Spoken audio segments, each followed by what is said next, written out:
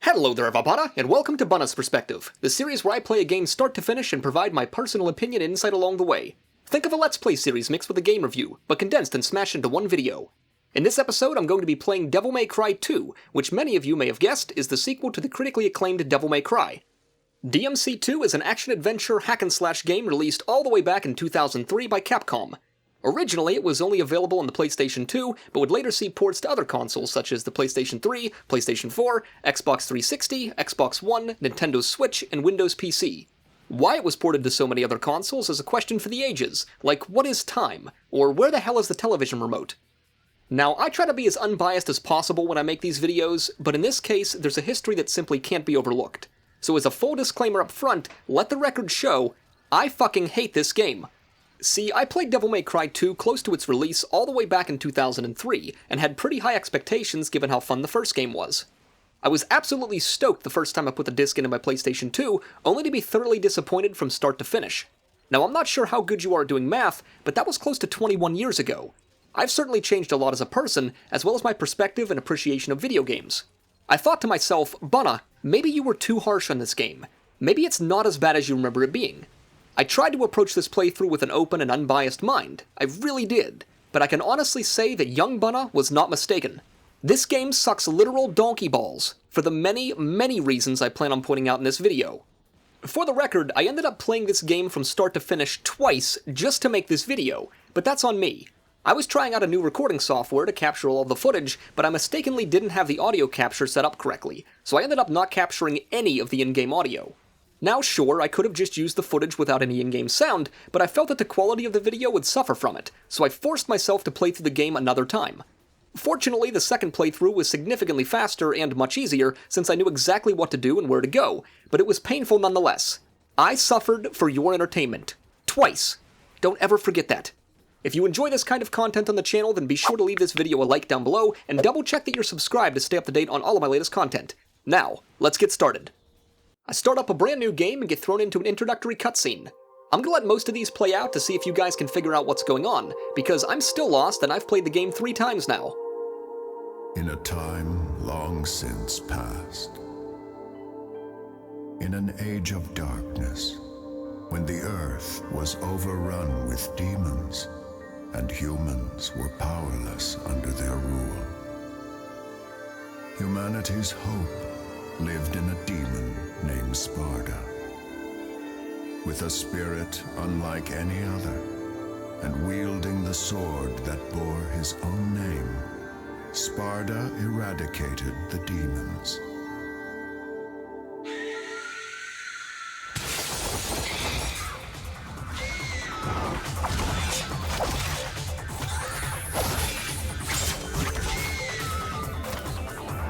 And now, the legend of Sparda has been inherited by his son, the demon slayer, Dante.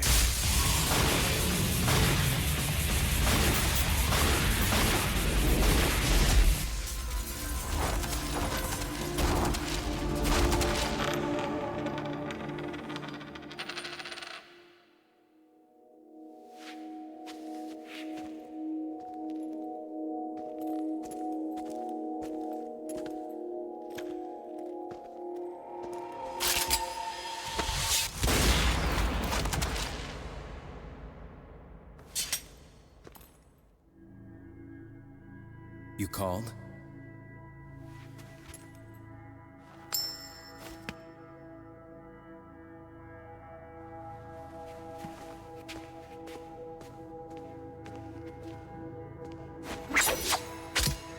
Till next time, son of Sparda.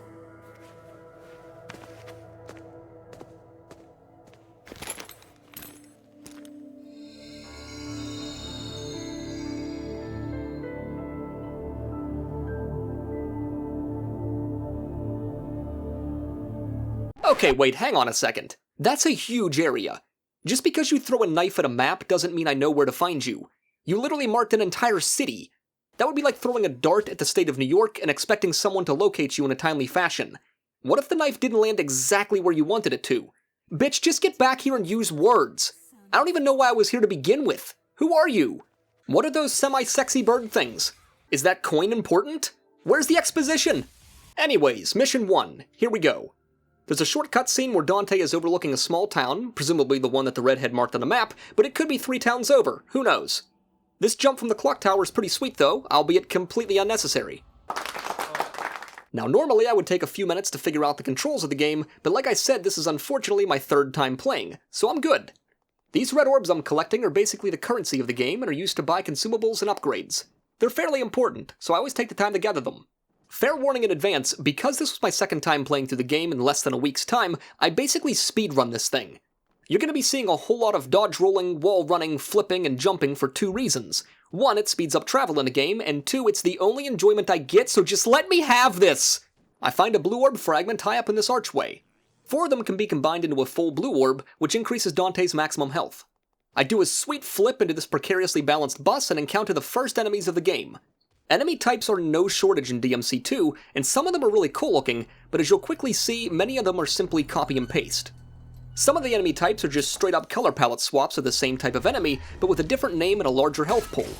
All of the melee enemies respawn the same, and all the flying creatures respawn the same, and by that I mean they're fucking stupid. The AI in this game is absolutely terrible, and oftentimes you don't even have to move to avoid attacks, but it detracts from the boredom to stay mobile, so most of the time I choose to do it. As I was editing this footage, I couldn't help but compare Dante's gymnastic traveling to that of a certain character in an Adam Sandler movie.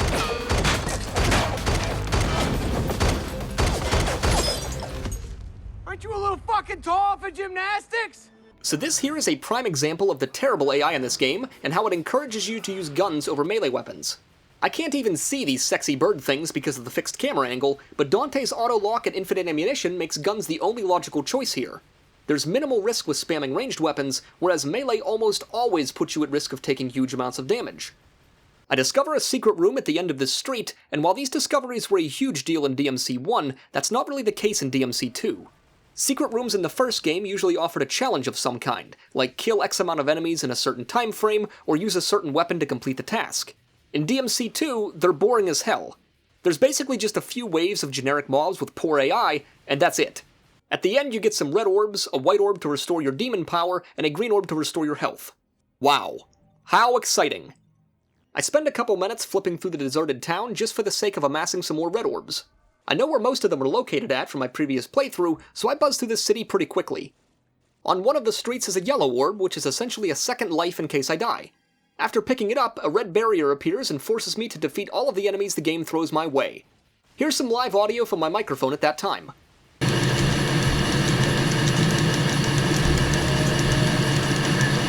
This statue of a lion person holding an hourglass acts as an in-mission store to purchase consumables or weapon upgrades, but I never really found it all that useful since you can just access this store before starting a mission. I knew there was nothing I wanted to purchase at this time, but to give you guys a sneak peek, sword upgrades start at 5,000 red orbs, while gun upgrades start at 10,000 red orbs. Spoiler, guns are the only things worth upgrading. A short cutscene shows that I need to hop over this wall, and upon doing so, metal bars drop down to block all of my exits. Oh, would you look at that, another new enemy type! Surely this one will be more responsive and threatening with intelligent AI. These stupid smurf monkeys drop a key that can unlock metal bars that are now blocking my passage. Where did they keep this key exactly? Well, let's not dive into the details too much. I'm basically at the end of this first mission now, and while in my first playthrough I painstakingly ran around chopping down all of these chimneys with my sword, I don't have the patience for it this time around. There is this one little floating demonic thing in one of the lower streets that's basically just a red orb dispenser, so I take a minute to smack the hell out of it before proceeding. Then I encounter some invisible walls and trigger the mission's final cutscene.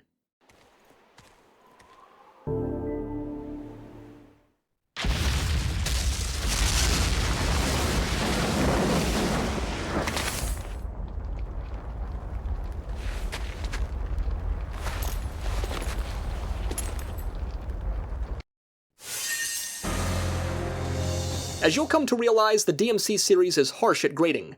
Bees would have gotten me grounded when I first played this game, but now I'll take some bees any day of the week if you know what I'm saying, up top!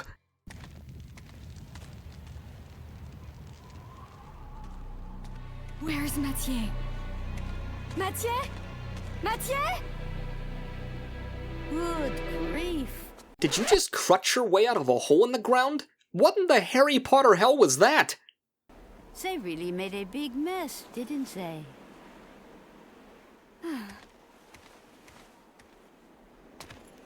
It sure took him a while to find this place.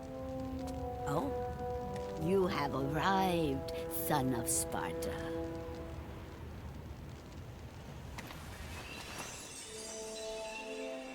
You knew him? Oh, yes. We are the guardians of this land, Vidumali. Our clan once fought against the demons with Sparta, son of Sparta. We must ask this favor of you. You see, there's a man who's transformed our land into a demon's paradise. His name is Arius. And although he is the president of an international public corporation, he uses the demon power.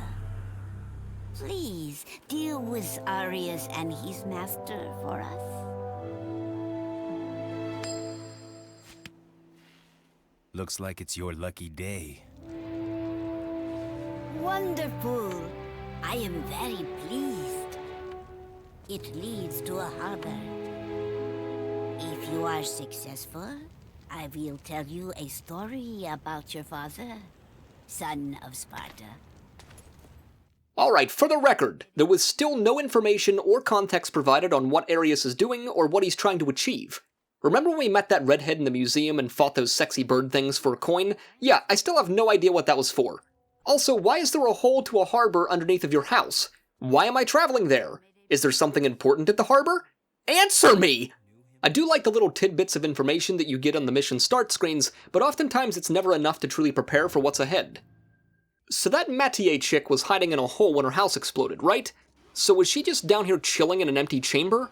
Why? This level is basically just a bunch of destructible doors that either lead to more chambers or activate some kind of mechanism that moves walls. The sections are small enough so I don't really get lost, but all of the textures look identical, so it's just visually bland. I find another red orb dispenser in a side room and encounter a new type of enemy. Lava bats, I guess? They die in one bullet, so they're really just more of a button spam check than anything. In the next chamber is a puzzle, if you can even call it that. I have to change the 8 flames on the wall from yellow to blue by hitting orbs for some reason. The problem is, there's no code to crack here. It's just hit some of the orbs 8 times and you're done. I would let this slip if it was simply a learning tool and puzzles got more and more complex as the game progressed, but that's not the case. It's just bland, uninspired gameplay. I find a blue orb fragment in another side room and encounter another new enemy type, the Savage Golem. It just stands there, and I kill it. Okay. Next I fall into a hole in the ground and get jumped by another new enemy type, Pyromancers. They just stand there, and I kill them. Okay. If you're recognizing a pattern here, it's because there is one. Combat is boring. I smack some more cracked doors and find another glowing orb thing that unlocks another locked gate for some reason. After walking through that door, it locks again, which forces me into another combat scenario. This little glowing green circle in the ground acts as a rapid charger for Dante's demon powers.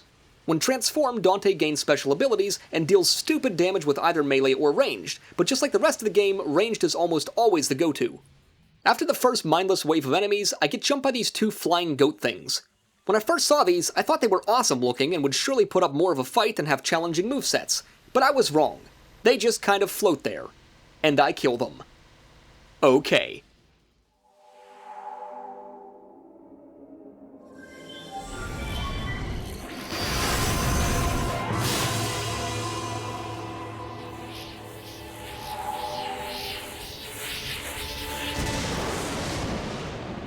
So this is one of a handful of equipable amulet modifications that Dante can acquire. This one lets you fly while in demon form, but before you get excited, it's disappointingly lackluster. The game establishes this ability as a way of overcoming height obstacles, and if they expanded on it, this system could have worked really well. Kind of like how you gained certain powers in the Jack series and had to use them strategically to platform through certain sections of the game. But this is literally the only time this ability is needed to overcome an obstacle. Not only that, but it's just sad. I mean, just look at this fucking sad flap. What is that even? Maybe Dante knew how shit this game was going to be too. Anyways, I clear the mission in just over 6 minutes and secure an S rank for time, but it's still only enough to get a letter grade of B. Okay. Mission 3 begins inside of another town. Very shortly in, a cutscene plays out showing a floating goat man casting magic blue spells at my feet. Tuh, just a typical Tuesday.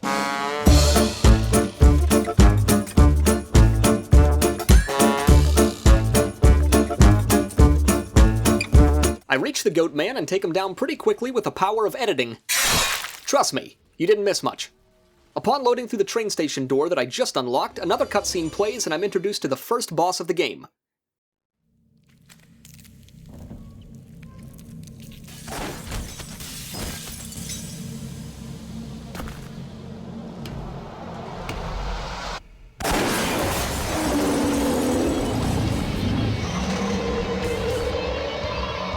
Okay, credit where it's due, that's not a bad introduction to a boss fight. It's too bad that the entire fight plays out like an old button smash flash game from the early 2000s. Since I only have the dual pistols Ebony and Ivory to work with, the amount of time it takes to kill a boss solely boils down to how fast I can press the square button. I can't stress enough just how overpowered ranged is and how underpowered melee is. I want to run in and do some sweet melee combos, but I know that the damage output is going to pale in comparison, and I'm only going to compromise my health pool for no good reason. Plus, there's nowhere near the combo variation or moveset upgrades like the first game had, so melee combat just feels as spammy and boring as using the ranged attacks. I switch in the Devil Trigger to absolutely boil this stupid ape's health pool down, and he drops a key from an unknown anatomical location. Once again, I hesitate to ask. I leave the train station and use the key on the nearby door, completing the mission in just 3 minutes and 49 seconds. Mission 4 begins, and this is a great moment to quickly touch on the parkour of the game. It sucks. The first DMC had some rough parkour sections and was something I criticized in the first episode of Bunneh's Perspective, but it's somehow worse in DMC 2. Whether it's the awkward fixed camera positions or directional input lag, something just feels off, and it's frustrating. Thank God it's broken up with intuitive combat, though. I find a whole blue orb on this small section of wall, which boosts my maximum health by a good margin, and I gather the red orbs located just across the street. DMC 2 has quite a few destructible barriers like this in the early game, but it seems that Capcom forgot they existed later in development. It would have been great to see some of these barriers blocking secret sections of the game that hid things like alternative weapons, consumables, or upgrades, thus rewarding the player for exploring and outside-the-box thinking, but alas, it never lives up to this potential. So remember when I said that parkour sucks? Yeah, here we go. This is a better example. There are these tiny little rock ledges scaling up the side of this cliff that are just janky as hell to land on. Dante just seems to keep slipping off them like he's got banana peels duct taped to his shoes. With enough attempts, I eventually make it to the top and find another blue orb, so I guess it was worth it? I don't know. I snag all of the red orbs I can see along the way and load into the small building off to the side of the dock. Oh no, I'm trapped in here. Whatever will I do? The door opens up and I step inside to find the next amulet upgrade just waiting for me. Why? Nobody knows. This time around I unlock the Quick Heart upgrade, which allows me to run fast while in Devil Trigger. As you may have predicted, this skill is used immediately after you acquire it, and then never again for the rest of the game. I have to smack this little orb thing to activate the portcullis and rush across the water's edge before it closes. This is not a bad use of the new ability. It would be a damn shame if they didn't flesh it out more and justify its usage. They're going to flesh it out more and justify its usage, right? Right?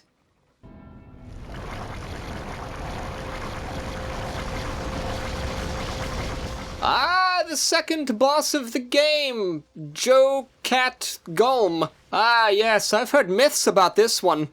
Alright, if you have any hentai jokes, now's the time to leave them in the comments.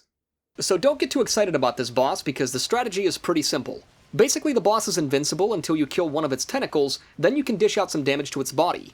This is one of the few situations in the game where melee is actually kind of viable. Not completely, of course, don't be insane, you still need guns, but once the tentacle's destroyed, I found the best DPS output was to simply run into the fray, pop Devil Trigger, and go ham. That's really all there is to this fight. I stayed in the leftmost corner the entire time, jumped the tentacle as it flailed towards me, pumped it full of enough lead to start my own foundry, and ran up onto what I'm hoping wasn't the genitalia of whatever the hell this thing is. Rinse and repeat a few times, and boom, baby, dead boss. For some reason, killing this boss opens up a nearby garage door and reveals a motorcycle. Okay, I mean I have wings, but I guess that pales in comparison to low gas mileage. I also unlocked the double-barrel shotgun at this point, which ends up being the best-in-slot ranged weapon for most of the game. There's a short cutscene showing Dante pulling off a sweet jump over a dilapidated bridge, and I repeat, could I not have simply flown over this? I have wings! Also, there's no ramp here. That's rubble. If anything, that would greatly fuck up the jump, not assist it. But I digress and take the B. Just like she took the D. Am I right up top? Before I start Mission 5, I take my hard-earned red orbs and immediately upgrade the shotgun. I knew it was going to be my best-in-slot weapon for the time being, so I might as well do more damage with it. Jumping that dilapidated crumbled bridge in the middle of a peasant town landed me smack dab in the underpass of a large city. Because that makes sense. A red barrier appears to block my passage, and 2 howling white wolves appear. Now, I've complained about the AI in this game multiple times up until this point, but this here is the poster child of DMC2's poor combat and stupid AI. These things don't seem to target Dante at all. Rather, they just bounce around in random directions, occasionally stopping to howl. I jokingly decided to stand completely still and just spam the shotgun to see how far I could make it before one of them finally hit me, and much to my surprise, I didn't get hit a single fucking time! These 2 ADHD wolves were too distracted by the city lights and tumbling shotgun shells to actually deal any real damage, and I literally just spammed the square button until they both died. I can't imagine there's many of you out there, but if you're a die-hard DMC2 fan, I dare you to defend this lazy, piss-poor excuse of a combat encounter.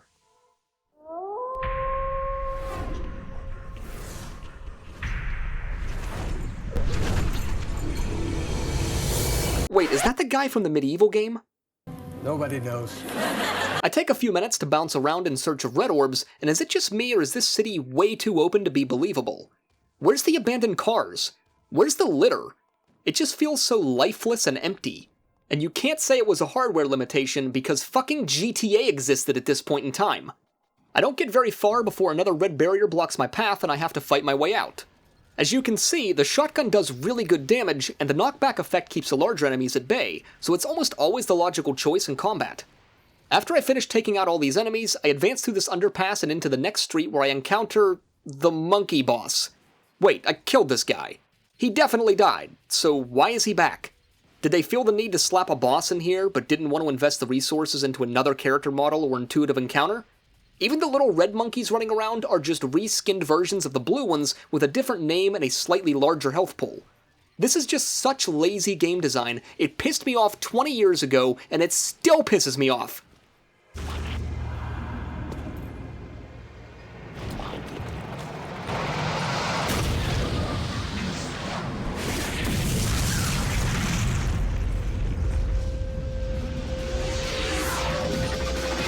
Alright, so these infested tanks are probably the worst NPCs in the entire game. They just sit in one spot and rotate with animations that are just laughable. All I have to do to beat them is walk right up beside them and spam the shotgun. Because the barrel is too long to reach me and the little auto turret on top is line of sighted by the tank's body, I'm never at risk of taking any damage. I mean, just look at this intuitive and engaging gameplay. I wonder why they didn't show this in the gameplay trailers. Luckily, this is the only time this NPC is ever encountered in the entire game. It's like the devs knew this was shit, but had an NPC quota to meet, so they left it in anyways. Oddly enough, I do end up scoring an S rank for combos on this last tank, which is the only time I've ever achieved this in my playthroughs, so I guess it was worth it? After defeating all of the tanks, I make my way back behind this pile of rubble to claim my reward. The Offense Heart Amulet upgrade, which increases Dante's damage output while on Devil Trigger. This upgrade was actually pretty well hidden, and as far as I can tell, it's completely optional as a result. I use it for the time being, but end up finding a much better upgrade to swap in the future. I dance my way through the city streets as any half-human, half-demon hybrid would, and trigger another cutscene.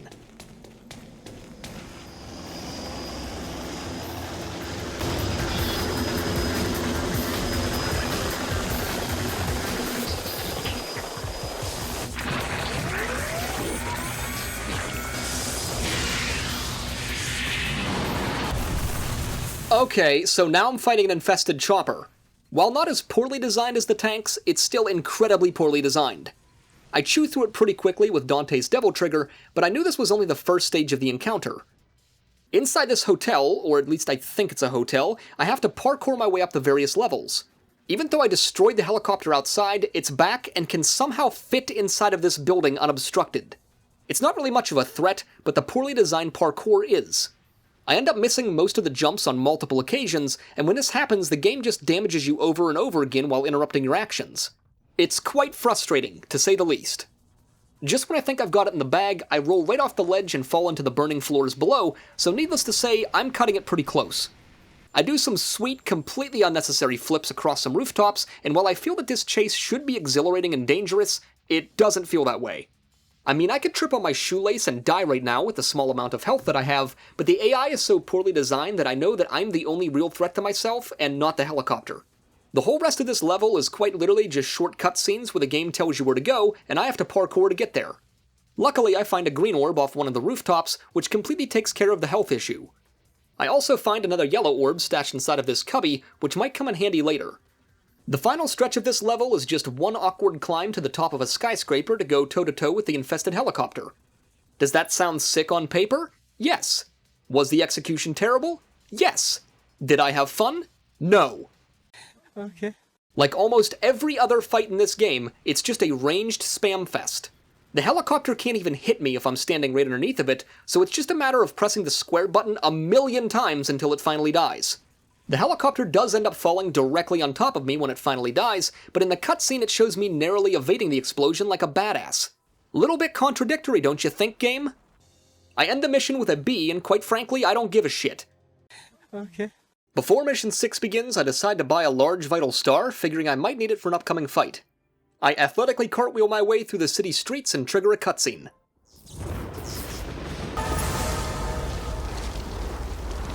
Alright, that cutscene was pretty cool, I'm not gonna lie, and overall I think this Nephastorus guy is pretty neat looking. Too bad the combat approach remains completely unchanged. His electric beam attack can't even hit me if I'm close enough, so I basically just stand underneath of his chin spamming my shotgun until he dies. When I put enough shotgun shells into his lower mandible, his body dies, but his head falls off and keeps on fighting. I feel like there's a really good sex joke to be made here, but I can't really think of one right now. To the game's credit, he does get a completely new moveset, which does require me to move around and dodge some attacks, but honestly the mechanics are pretty simple. The shotgun is still some of the best DPS here, but I do favor melee on occasions when I'm not at risk of taking damage. Long story short, I chew through this boss fight in no time and trigger another cutscene of a helicopter flying overhead.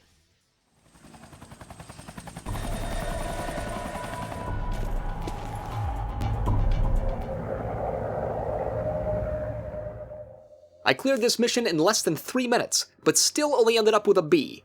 This game is freaking harsh.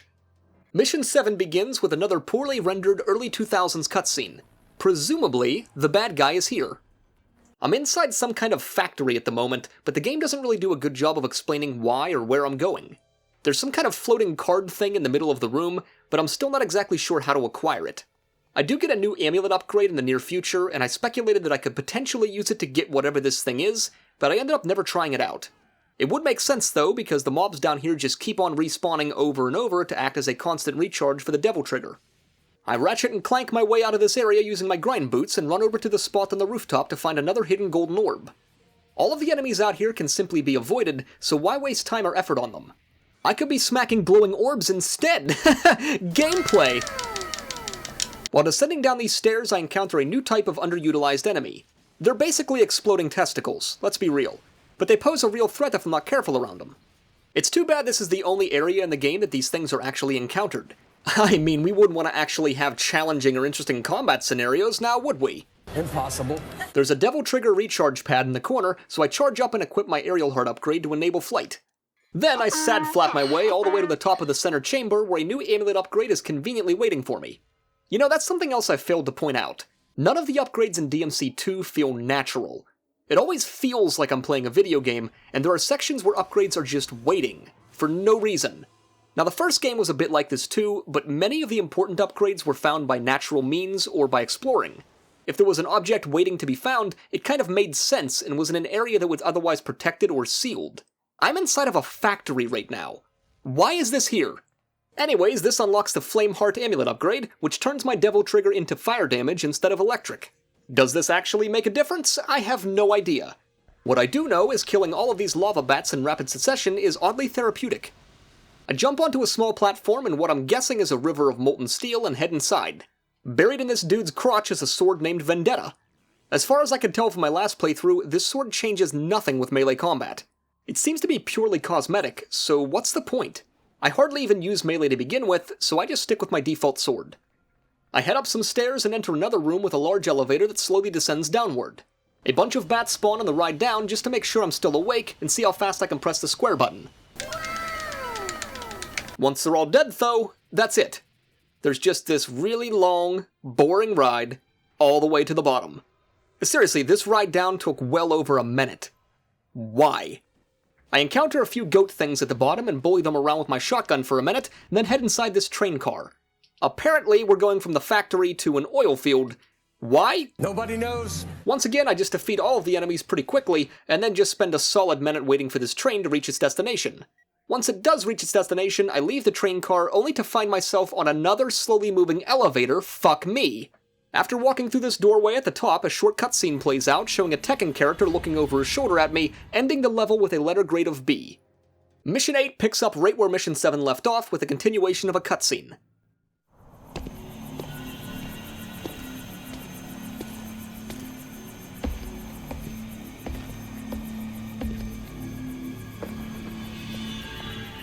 Well, what have we here?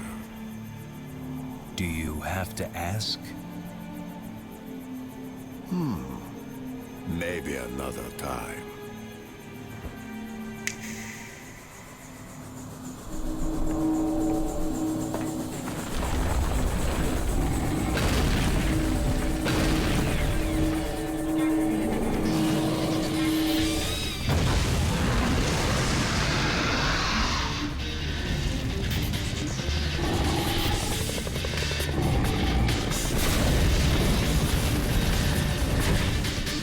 Alright, so once again the boss introduction here is pretty solid. I could see this being a really fun and engaging fight. Too bad it's not. This thing basically has 4 attacks, all of which are easily recognizable and easily avoidable. I do take a few hits, but that's just because I'm playing aggressively and trying to end this as quickly as possible. As always, the shotgun is my main source of DPS because it's just too good not to use. When my Devil Trigger gauge builds up enough, I would transform and get in some big boy DPS. All in all, this fight was incredibly short and incredibly easy. I finished the level in 1 minute and 51 seconds, but still got a B. Mission 9 begins, and I take a moment to bounce around looking for goodies. Upon loading through the door, I'm informed that the factory is going to explode at any moment. This is one of those classic get out as soon as possible type of levels, and while the game does give you plenty of time, I actually failed this escape on my first playthrough. I simply overlooked the one exit door in the room with the Vendetta sword and couldn't figure out how to progress, but eventually I figured it out. There's nothing really notable about this level, as the layout is unchanged, but there is a red orb dispenser in the middle of this chamber that wasn't here before. I load outside and get this short cutscene showing 3 spinning things that I have to hit to restore power to this door. My question is, why? These weren't here before, and it's not like they're linked up to the factory's power grid. At least with some of the magical barriers in the game, it kind of makes sense that these things have an impact, but in this case, it doesn't make any sense at all. I load back into the room that I first started in, and while I didn't think of it while recording this playthrough, I should have tried to use that new Flame Devil Trigger to collect whatever this thing is in the middle of the room.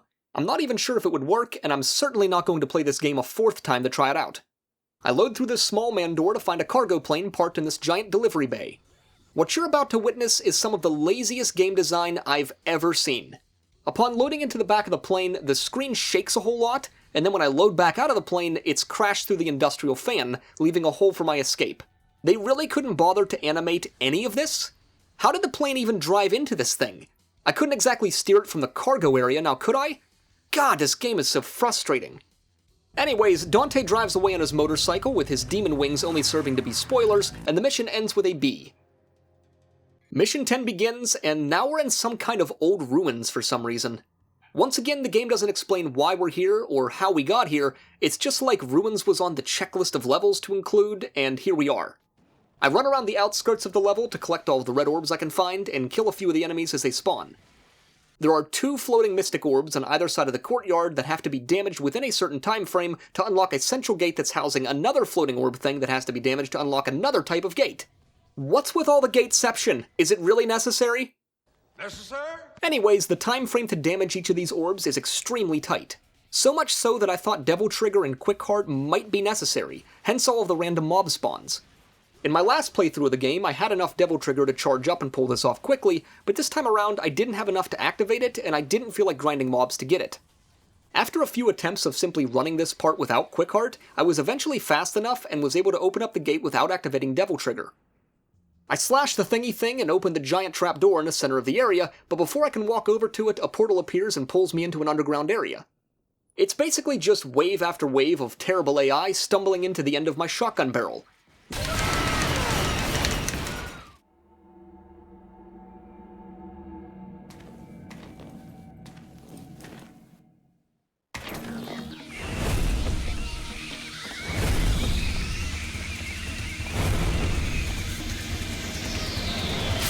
Okay, so now I'm going up against a giant moth, but honestly, it's not a threat.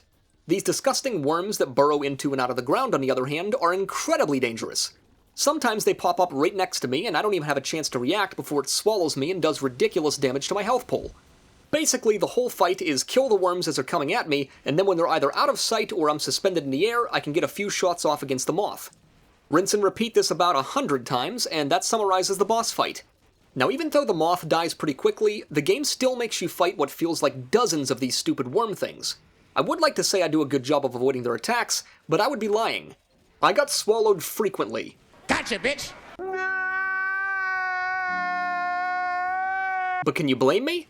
I mean, look how bullshit this is. It vacuumed me into its mouth. What is that? Anyways, after enough of these worms chow down on me, a portal appears that allows me to return to the surface, so I take it and dive my way straight into the giant trapdoor that I unlocked, ending the mission with a C. The Mission 11 start screen foreshadows fighting this skeleton asshole that I saw in the city from a few missions back. Can't wait! That trapdoor I dropped down into apparently leads into this grandish underground tomb area. Part of it looks Indian, part of it looks Middle Eastern, and another part of it looks ancient Egyptian. Where is this place located exactly? Who the hell knows? What am I doing here? Who the hell knows? Are you seeing a trend yet? Nobody knows. I drop off this platform to an area below full of enemies and ancient clay sarcophaguses. Sarcophagi? I'm just gonna call them urns. It's worth breaking them for red orbs, but the enemies aren't really worth losing health over. In this next room are tons of little doorways that you can jump into, some of which have secret red orb drops that reward you for exploration. I found a small handful of these spots while playing the game, but I wish there was more incentives to exploring nooks and crannies. I always felt like I was penalized for exploring more than I was rewarded. Level time has such a huge impact on the post-mission letter grade that you're really not ever encouraged to take your time and explore things. The red orbs I would find from these little hidden areas often paled in comparison to the bonus I would get for completing missions faster, so why bother? Now, guaranteed orbs from breaking things or these red orb dispensers are definitely worth it, but that's about it. I'm reasonably certain that the game developers just pulled things straight from Indiana Jones for this part of the level's design. I mean, how practical are these traps really? The boulder might be recyclable because the trap looks like it's magic imbued, but how long can this spiked metal plate possibly run for? What's powering it? Couldn't I just lay prone to avoid it altogether? These are the questions, game. This next area is all about parkour, fuck me. Before that though, I find another secret room to feel not so challenged or satisfied. I might as well take advantage of the easy upgrades when I get them though, because the more equipped I am, the faster I beat this game, and I'm all about that life. So anyways, parkour. It sucks. Some of the platforms are on timers and disappear before I can react. Other times I just straight up miss the jumps because gauging distance, height, rotation, velocity, and landing is damn near impossible with the fixed camera angles.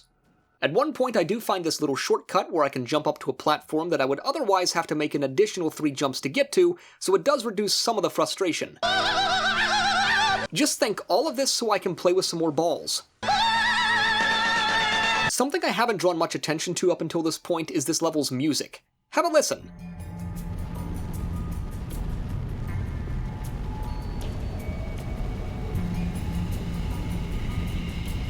I quite enjoy it personally, but it feels really out of place in a hack-and-slash game about demons and world destruction. It reminds me a lot of the music you would hear while delving into an underground section in RuneScape. I shouldn't be battling demons and breaking urns, I should be gathering red spider eggs. In this next room are 3 urns side by side. At first I thought they were indestructible, but it turns out that they just take a shitload of damage to eventually break and then respawn after a short amount of time. This had me wondering if perhaps breaking all 3 of these at the same time would open up these little golden walls behind me. So I spent a few minutes trying my damnedest to break all three, but I eventually gave up when I couldn't seem to time it out right. That is, until I walked into the next room and saw an amulet upgrade behind a locked barrier. Presumably this was the thing that would open after breaking all three urns, and not the golden walls. So I gave it one more good college try, and was actually successful, which opened up the barrier protecting the upgrade. I'm rewarded with the Healing Heart upgrade that passively heals me while in Devil Trigger. I know for a fact that this upgrade is really good because I had it in my last playthrough, but I never completed this urn puzzle before, so I have no idea how I got it. Dropping into this hole in the ground triggers a cutscene of Bulwark and his 2 ADHD dogs.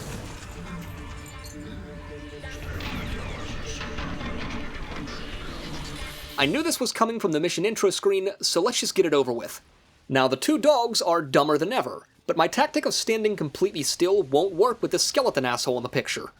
He has a tendency of closing gaps very quickly and stabbing me repeatedly.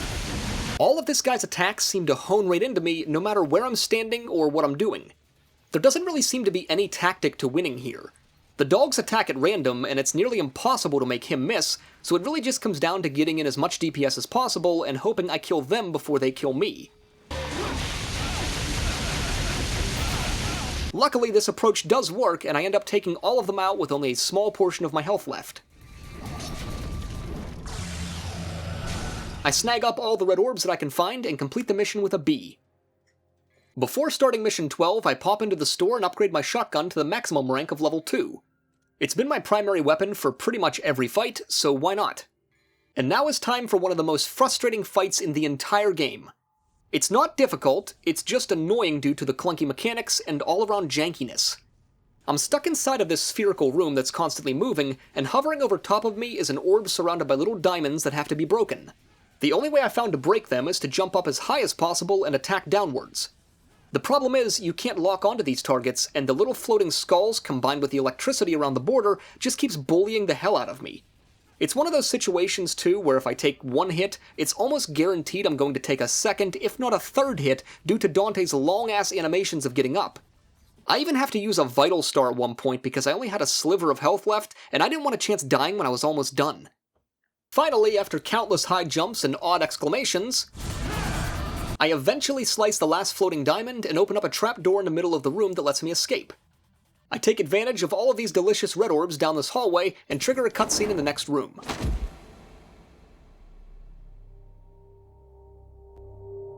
Did you find what you were looking for? Yes. Now we can stop Arius's ambition. Whatever. But actually, I do not deserve this power.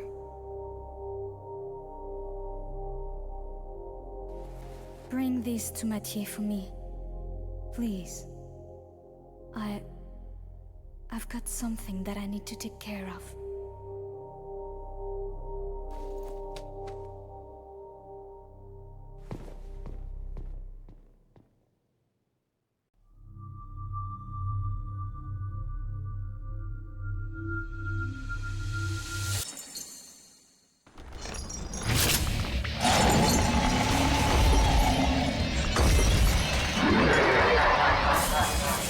Alright, well, that cutscene was painful to watch.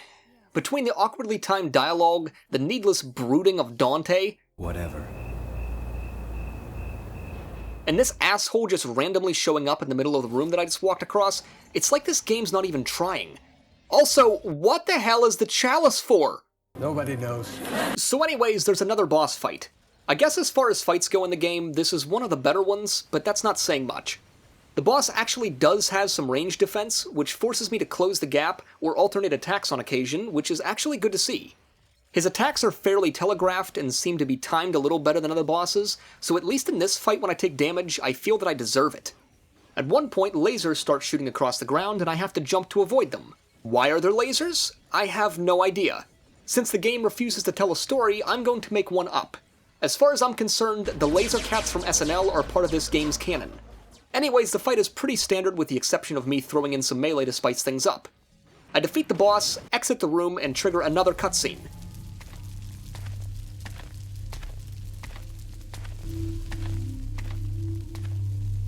It seems you have obtained the final arcana.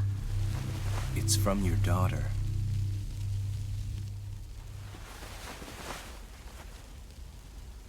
What are you doing, Granny?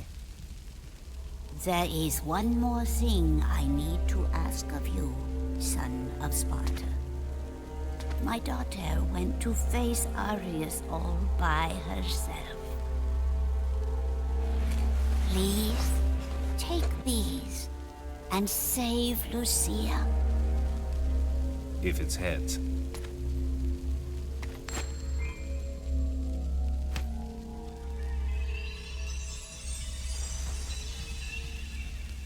Your lucky streak continues, Granny. Okay, wait a second. Mathieu is here? How the hell did she get here? And why didn't her daughter just give this to her on her way out?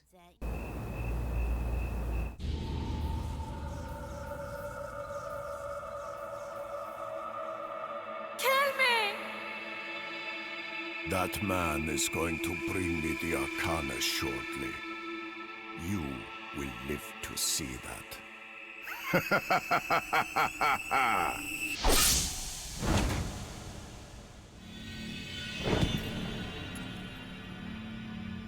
That's just a piece of crap. Oh, Arcana. Here's another 3 for you. No!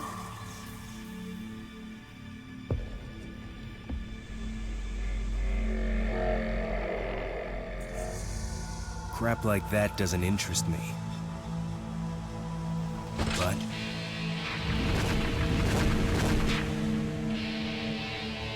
your swan song will. God, that cutscene was awkward. And it still didn't explain what these Arcana things are for or why Arius wants them.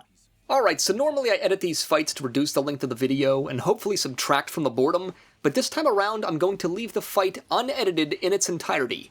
You might be wondering why I'm choosing to do that, and the reason is this boss fight took me 30 seconds to complete. Arius just stands in one place the entire fight, and his attacks are incredibly easy to avoid. The little blue monkey things he keeps spawning in are hardly a threat given their poor AI, so this really just comes down to me circle strafing him while spamming my shotgun. It's fights like this that really showcase how poorly this game was designed, and just how little effort was actually put into boss fights that should have been memorable and iconic. Argosax, or I cannot transcend all living things. Too easy.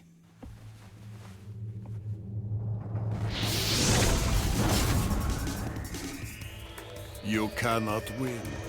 Someone is holding you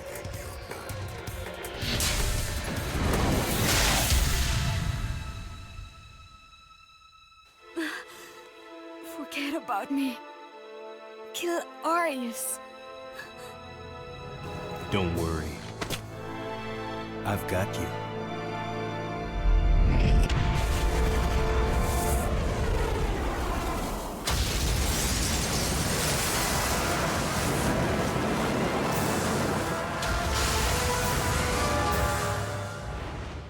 Oh, okay, so now I have the ability to travel great distances with my demon wings. I mean, the cutscene showed me flying from the city to the outlying villages, so that means I can just fly to places from now on, right? Right? Anyways, I complete this fight in 31 seconds and still only get a B. Fuck me. Why did you save me? I was created by him. Every hero has a weakness. But the ritual was activated because of me. There's still time. We have until the sun is completely eclipsed. But how are you going to enter the building? The entrance is... Where there's a will, right? Alright, so they're both contemplating how Dante is possibly going to enter the building. But like I said, I literally just flew to this starting area with fucking demon wings, just fly back! I guess that would be too easy though. No, instead I have to play the beginning level all over again, but this time it's tinted purple and slightly askew. This level does offer one good thing though, and that's the missile launcher. I won't say that this replaces the shotgun, but it definitely becomes my go-to weapon in a lot of fights. Scattered around this city are 4 of these floating testicles. Some of them are easy to reach, but others are a complete and utter nuisance.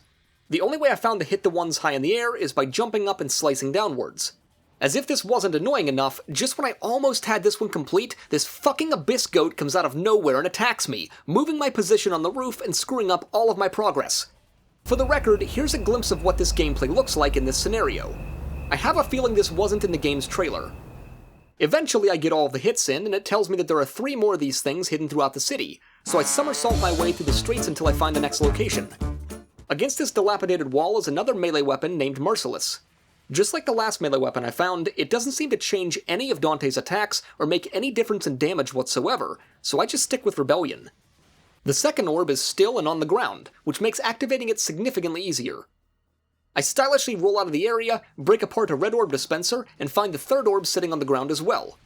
I just ignore all of the mobs for the most part and finish damaging the floating testicle, but then I spot this yellow orb sitting up high in the air. The only way I can think of to reach it is by using the devil trigger with Aerial Heart. It's a huge shame that the game didn't utilize Dante's abilities like this more often, and also, why can't I just fly out of here? I find a blue orb fragment high up on a ledge and locate the final floating testicle high up in the air. This means that I have to kill all of the mobs in the area first before I can start to DPS it down. The rocket launcher does put in some solid work here, but it's just monotonous button spam. After jumping in the air a few dozen times, I eventually break the final orb that allows me to reach the demon world, whatever that means. The game never explains why I'm entering the demon world, it's just what I'm tasked to do. Presumably, this is the entrance to the demon world, so let's get it over with.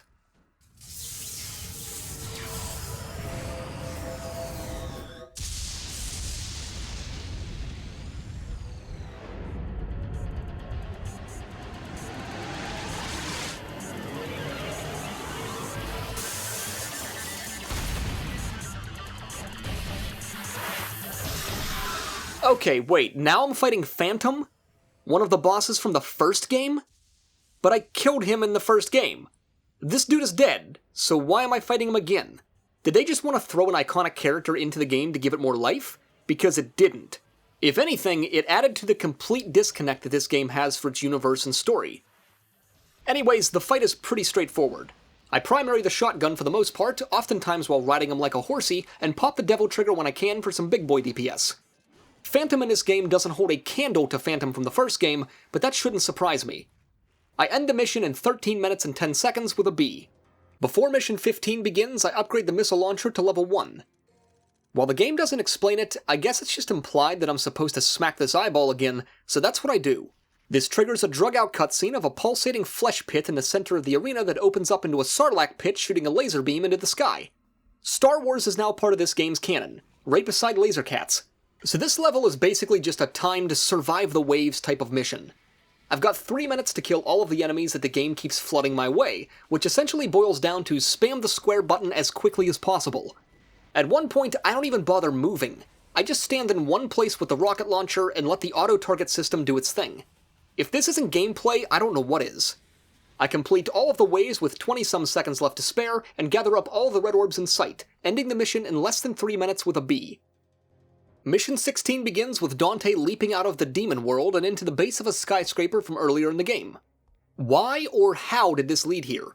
Plus, I can't imagine that traveling through the demon world was a walk in the park, so I repeat, why in the hell didn't I just fly here? The game locks me inside of this room until I press the square button enough times. Next, I load into an elevator. Now in my head, I'm picturing the fight scene from Civil War, but in reality, this is what this fight looks like. While this is somewhat satisfying, where's the challenge? Where's the struggle? Why am I taking an elevator at all when I have demon wings? Nobody knows. So now I'm in the fancy rooms of the building, and I take my time to break all of the lovely vases, as one would normally do in my situation. Look, missile launcher upgrades are expensive. Don't blame me, blame the economy. At the end of this hallway on the balcony is some kind of shiny object that I need to grab. I could just jump right up at the beginning here and avoid all these floating magic balls, but I know for a fact that there's a secret room on the other end of this hallway that I might as well complete. It's basic as all hell, just like all of the others, but free upgrades are free upgrades. I hop up onto the balcony and loot an item called Sacrilege, which brings the world closer to the demon world. But I just came from the demon world. Why would I need this when I have a flesh portal in the other room? Also, I realize that flesh portal sounds nasty as hell, but how else would you describe it? I find a blue orb up on the balcony and use the sacrilege on a doorway leading out of here. It releases a purple gas akin to Nightcrawler's ass emissions, and the level is now tinted a different color, so I'm guessing it worked. Upon breaking apart one of the vases during a fight, I find the submachine guns, which sound fucking awesome, but I assure you they are not. I used these things briefly in my last playthrough, before coming to the conclusion that I could deal more damage to enemies with labored breathing and vacant stares. Whatever. The world is looking more twisted by the second, and if any of this made any sense or was enjoyable to play, I actually might appreciate the aesthetic.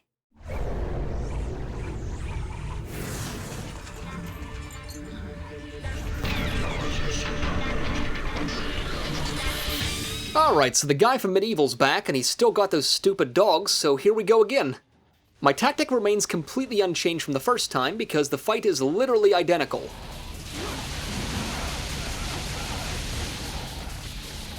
The dogs are morons, and he doesn't miss a single goddamn attack, but my shotgun and missile launcher are just too powerful. When I have enough devil triggers saved up, I pop it and nearly deplete his entire health pool in a single go. I finish him off with the missile launcher and trigger his death's cutscene, hopefully for good this time.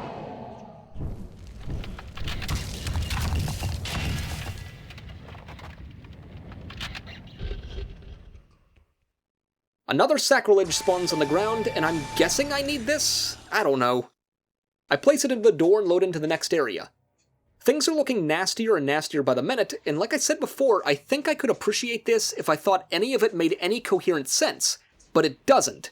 For example, the game gives me another sacrilege after killing a bunch of demons, but I never end up using it. Literally the next door I walk into is an elevator that looks to be in pristine condition, and then I load into a few more rooms leading into Arius' chamber that also look to be in pristine condition.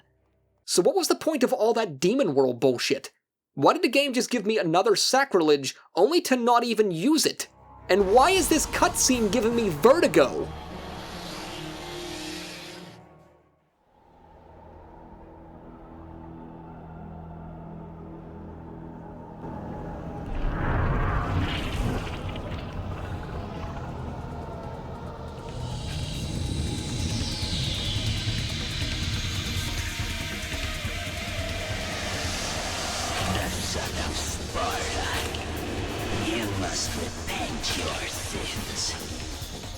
Don't speak. Just die.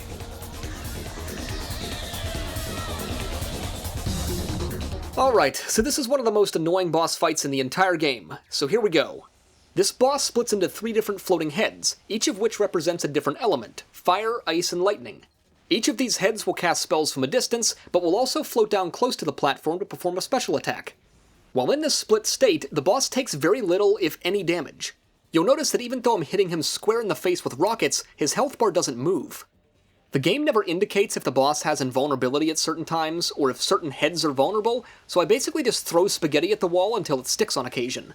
The only real time I can dish out damage is when the boss merges all of his heads together to perform a big elemental attack. I tried my best to save my devil trigger for this phase. 1, to dish out as much damage as possible, and 2, to try to outheal the damage that I knew I was going to take. Maybe there's some kind of special mechanic or way of avoiding this attack, but for the life of me, I couldn't seem to find any rhyme or reason to it. I did manage to dodge it 1 time, but I think it was just pure luck. Okay, one final moment of bullshit here. I clearly kill this boss as its firehead is performing a special attack, but the game makes me wait through the long animation and one final elemental attack before registering that I actually killed him. That is ridiculous, but it's over, and the mission ends with a B. Mission 17 begins with a short walk into Arius' office, which looks surprisingly nothing like the demon world.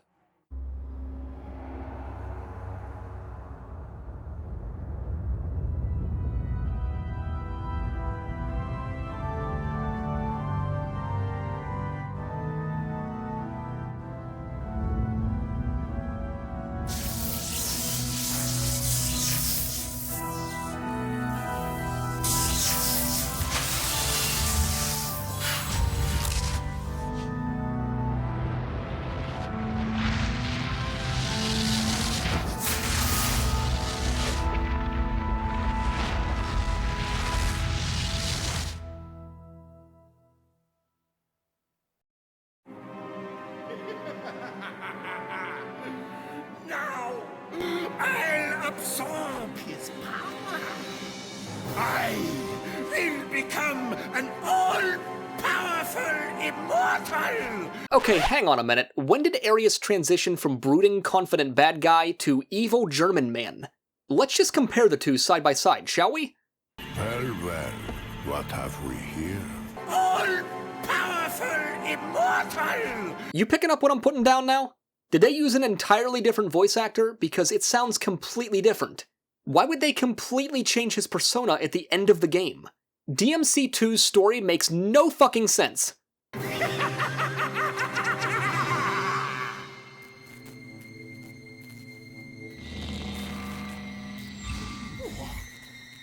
What?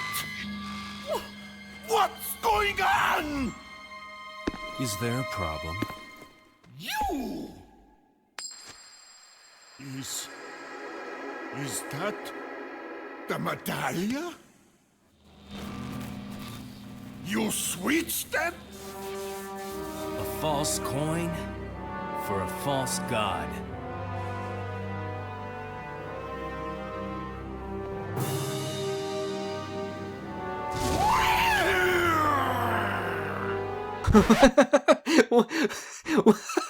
What was that? Holy shit, I'm gonna clip that and start using it in my other videos.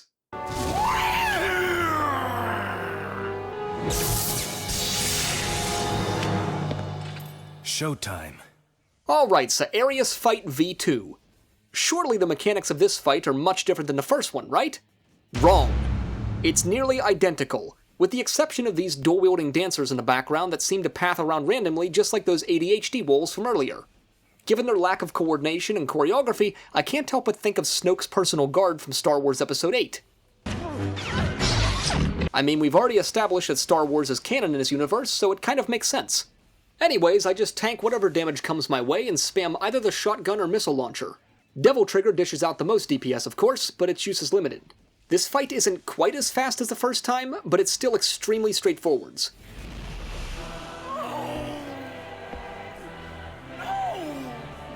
My dream! My life! I was going to be the king of this world! King? Yeah. Here's your crown. So Arius is finally dead, and I complete the mission in under 1 minute and a half with a B.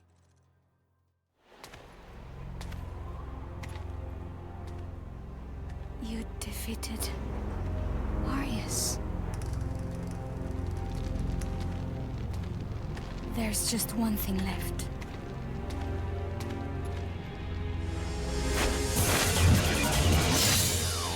Kill me. Kill me and everything will be over. I thought I was a descendant of the clan that protects Vie de Marly. The ones who have the blood of the devils. But the truth is, I was created by Arius. I could become a monster and attack the humans at any time. Oh, hey girl, you like how big that barrel feels in that hand? Now, kill me.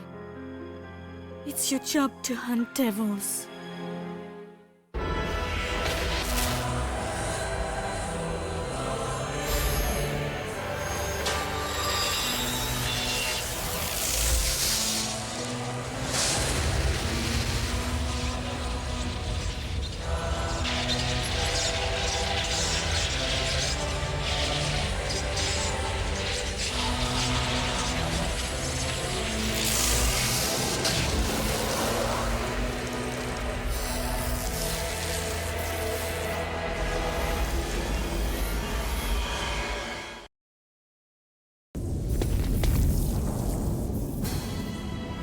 What?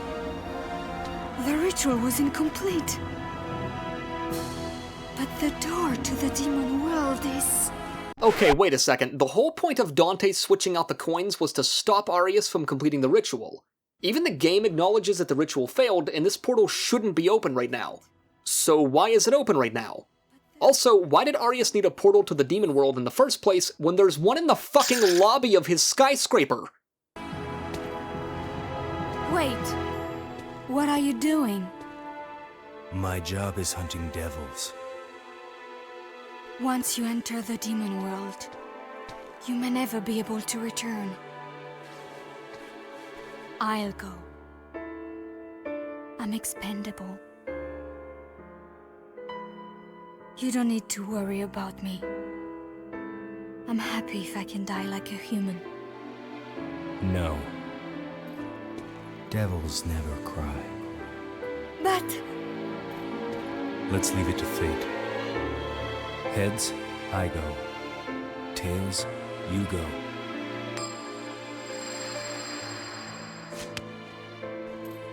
See you around. Don't you want to hear the story about Sparta from Mathieu? I know. He did the same thing. Hold on to my coin, Lucia.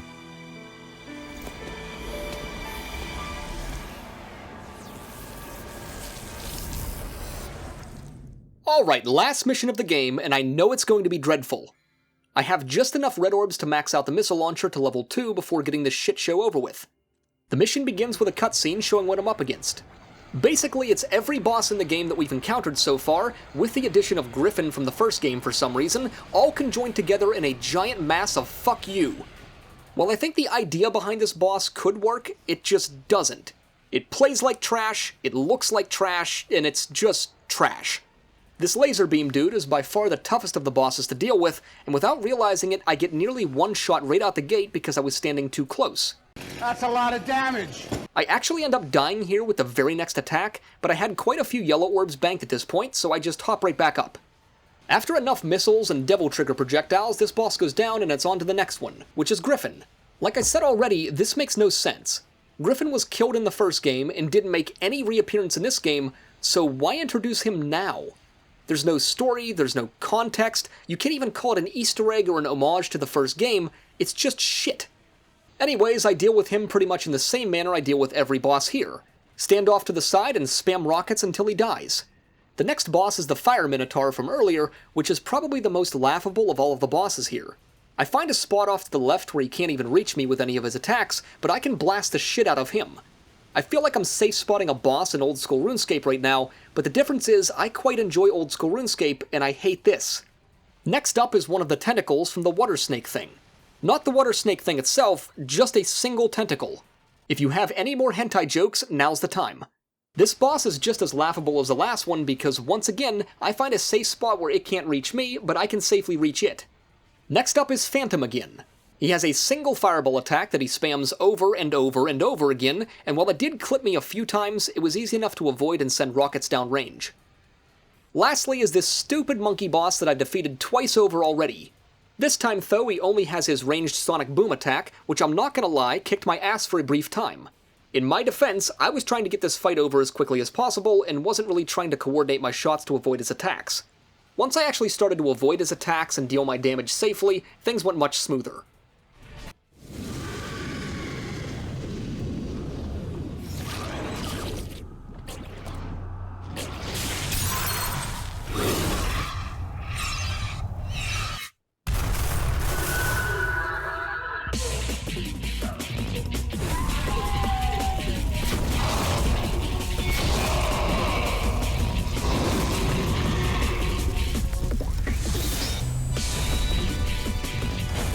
Alright, so it turns out that those boss safe spots from earlier weren't design oversights, they were intentional game design. This motherfucker looks exactly like a fire cape, which now means that old school RuneScape is now also canon with DMC2. My god, it all makes sense now!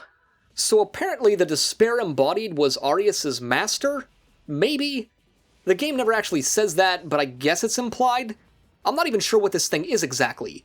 One minute it's clearly female and potentially hot as hell, no pun intended, and the next minute it's a male. Sometimes bullets are effective, and other times it's completely invulnerable with no real rhyme or reason. I do use the submachine guns here a bit because the tracking is much more accurate, but the damage is abysmal and oftentimes not even worth it when a single shotgun shell would outdo like 30 seconds worth of DPS from the submachine guns. I swap out my aerial heart for quick heart during this fight just to give me a little bit more speed boost while I'm in Devil Trigger. This fight is actually pretty difficult, but not because of tough gameplay mechanics or what I feel is failure on my part, but rather just random bullshit. Like that medieval boss from earlier, this thing's attacks are way too accurate, and it doesn't matter how much I dodge or attempt to evade, some things just will hit. Having that quick heart does help for some of the more rapid attacks, but its use is limited, and I always feel like I'm wasting it to simply run away. At one point this thing hits me for all of my remaining health, so I pop a vital star to heal back up. I'm not actually sure if I died here or not, because I did have more yellow orbs to revive with, but I never saw the revive animation, so I'm thinking that I didn't.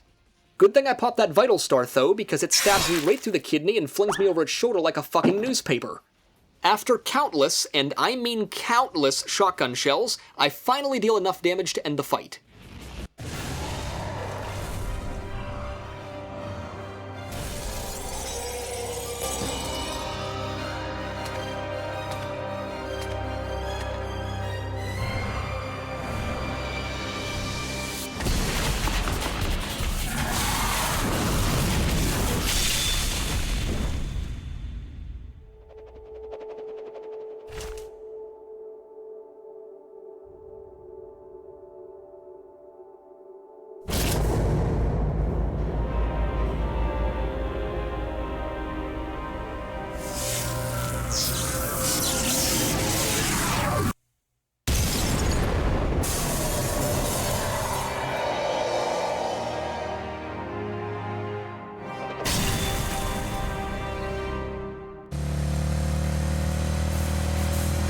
Okay, wait, where the fuck did the motorcycle come from? Did I enter the portal with that thing? Was it inside my pants? Was it inside a Pokeball? Why do I even need it in the first place? For the love of God, I have demon wings, just fly! Yeah, let's go all the way to hell.